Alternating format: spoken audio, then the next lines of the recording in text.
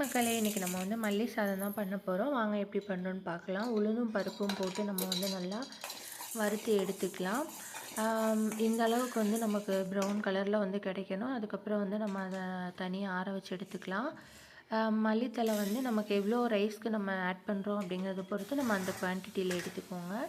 நான் மல்லித்தலை வந்து ஆட் பண்ணிவிட்டு அதுக்கப்புறம் வந்து எண்ணெய் ஆட் பண்ணி நம்ம நல்லா வதக்கிக்கலாம். இதில் வந்து மெயினான விஷயம் என்னென்னு பார்த்திங்கன்னா, மல்லித்தடியோட கலர் வந்து நமக்கு முடிஞ்ச அளவுக்கு சேஞ்ச் ஆகாமல் பார்த்துக்கணும்.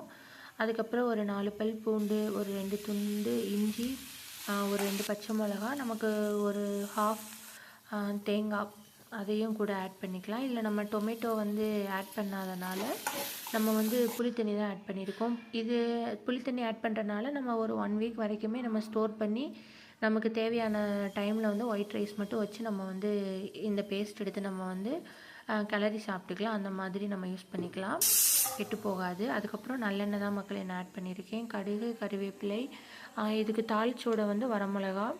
அதுக்கப்புறம் வந்து இதில் நம்ம சின்ன உள்ளி யூஸ் பண்ணலாம், பெரிய உள்ளி யூஸ் பண்ணலாம். நான் வந்து பெரிய உள்ளி தான் யூஸ் பண்ணியிருக்கேன்.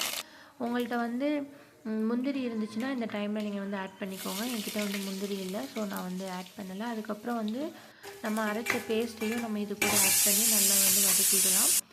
ஆல்ரெடி நம்ம வந்து வதக்கி தான் இதை வந்து போட்டிருக்கோம், அதனால் ஓரளவுக்கு சாட்டையானால் போதும்.